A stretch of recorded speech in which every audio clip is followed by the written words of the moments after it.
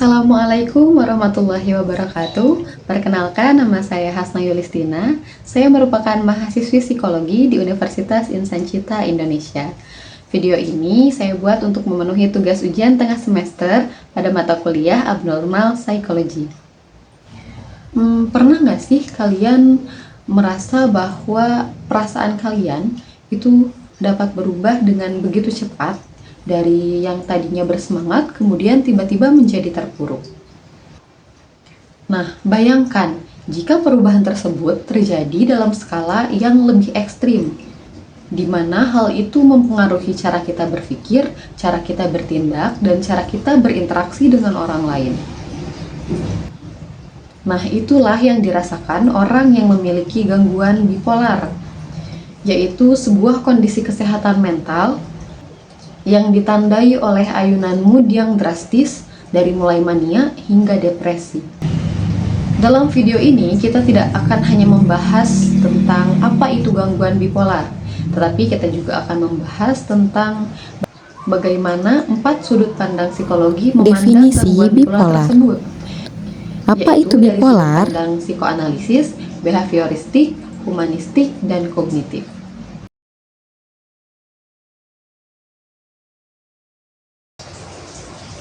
Gangguan bipolar merupakan gangguan mood yang dapat membuat seseorang mengalami episode mania atau hipomania dan juga episode depresi secara bergantian.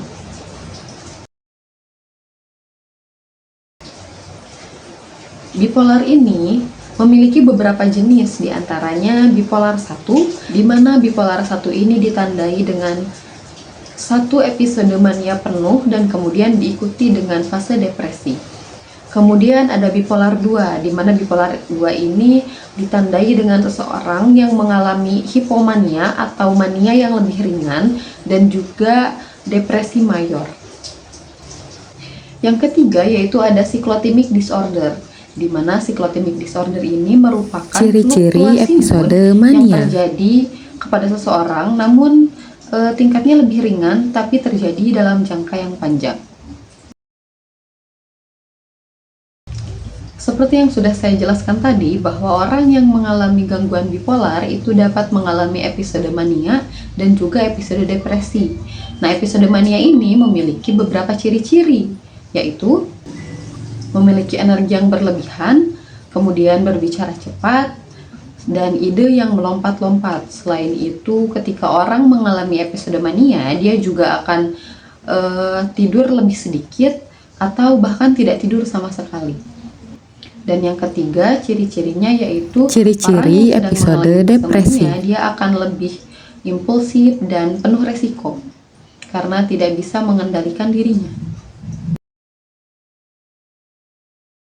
Kemudian pada saat episode depresi, orang yang mengalami bipolar juga memiliki ciri-ciri, yaitu memiliki perasaan putus asa atau hampa, kemudian dia merasa kehilangan minat terhadap aktivitas yang sebelumnya disukai, kemudian juga dia merasakan kelelahan yang sangat ekstrim, bahkan disertai dengan keinginan untuk mengakhiri hidup. Nah, di Indonesia ini mungkin kalian sudah tidak asing lagi dengan nama Marshanda atau yang biasa dipanggil dengan Caca. Nah, aktris ini dia mengaku bahwa dia mengalami bipolar, di mana dia sering mengalami episode mania dan juga episode depresi. Nah, pada video ini saya akan membahas sedikit kisah tentang Marshanda yang mengalami bipolar ini sebagai sebuah studi kasus.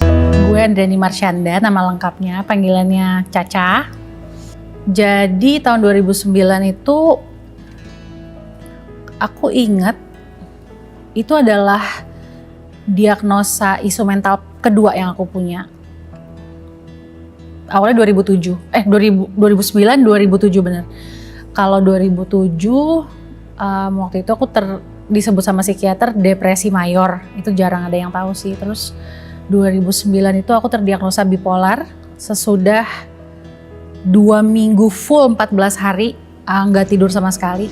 Marshanda atau biasa dipanggil Caca oleh penggemarnya mengalami gangguan bipolar yang perjalanan awalnya tidak terduga.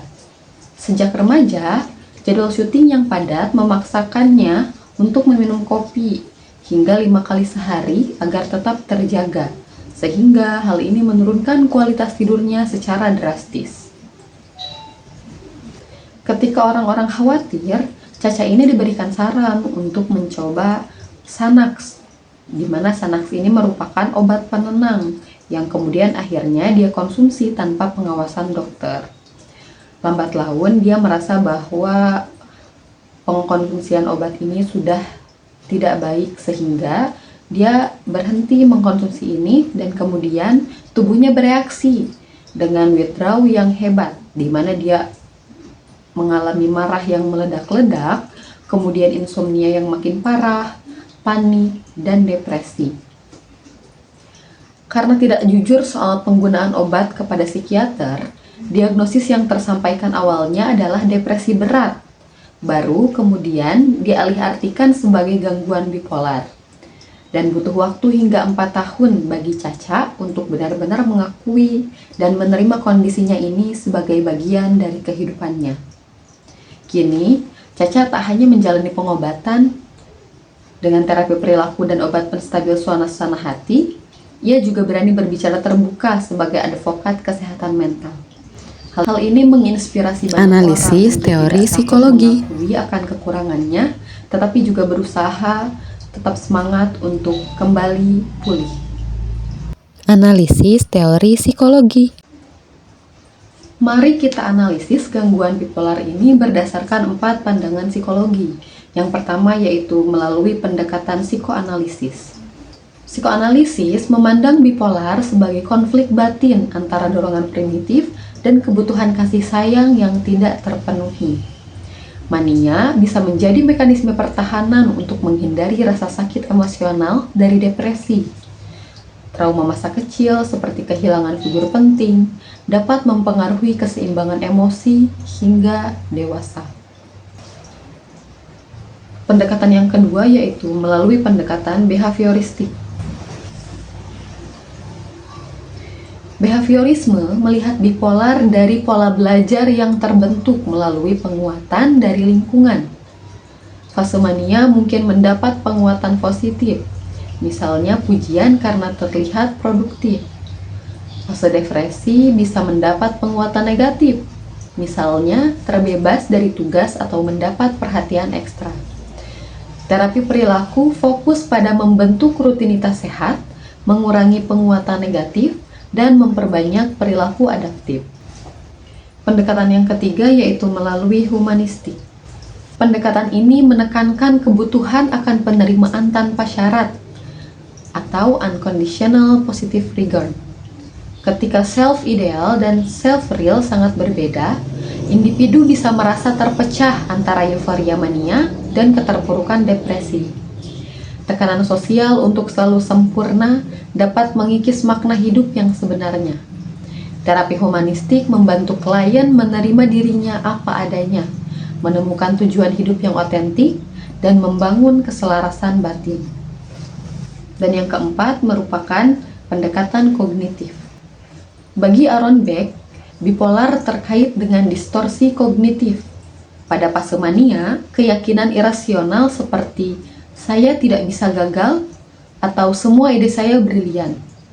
Dalam depresi, pikiran seperti saya tidak berguna atau tidak ada harapan. Cognitive Behavioral Therapy atau CBT mengajarkan individu untuk mengenali pola pikir ekstrim lalu menggantinya dengan pikiran yang lebih realistis dan stabil. Gangguan bipolar ini bukan merupakan kelemahan individu, tetapi merupakan kondisi medis yang membutuhkan pemahaman, terapi, dan dukungan. Mari kita hentikan stigma, mulai membangun empati, dan mendukung mereka yang sedang berjuang. Jadi itu dia penjelasan mengenai gangguan bipolar. Terima kasih sudah menonton video ini, semoga video ini bisa bermanfaat. Mari tumbuh bersama UWICI, yakin, usaha, sampai. Wassalamualaikum warahmatullahi wabarakatuh.